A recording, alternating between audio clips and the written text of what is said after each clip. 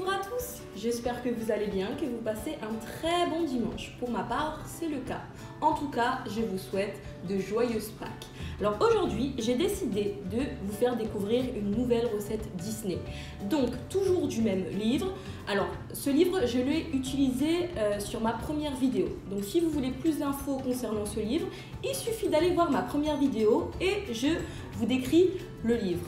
Alors, en tout cas, cette recette s'appelle la tourte de Merlin. Alors j'ai décidé de vous faire découvrir cette recette parce que de 1, elle est très facile à faire, très rapide aussi. Et je me suis dit pourquoi pas, c'est ma première tourte. Donc du coup, j'ai décidé de vous montrer un peu comment j'allais faire. Donc c'est parti. Alors voici la tourte de Merlin. Donc tous les ingrédients. Et comment ça se présente. Donc vous voyez, c'est très simple. Hein. Ce que j'adore dans ce livre, c'est que tous les ingrédients, ils sont décrits. On voit même toutes les photos.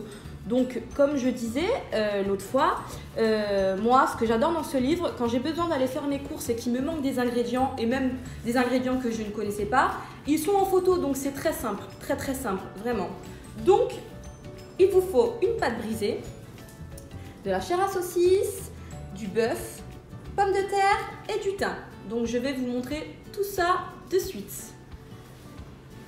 Et voilà, ma pâte brisée est prête. Je vais donc la laisser reposer environ 30 minutes.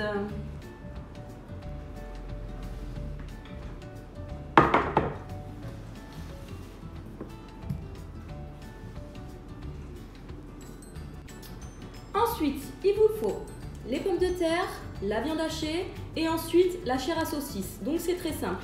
Il faut d'abord découper les pommes de terre en dés. Ensuite, mélanger les pommes de terre à la chair à saucisse et ensuite à la viande hachée. Vous mélangez le tout, vous rajoutez sel, poivre et le thym. C'est parti. Ma préparation est enfin prête. Je vais ensuite la mettre dans un plat, comme ceci. Et je vais bien étaler le mélange. Ensuite, je vais placer ma pâte brisée. C'est parti!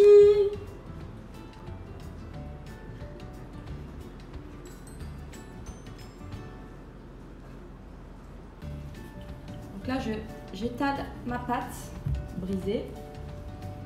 Hop, comme ceci, avec un rouleau à pâtissier. Voilà, je l'étale bien, comme ceci.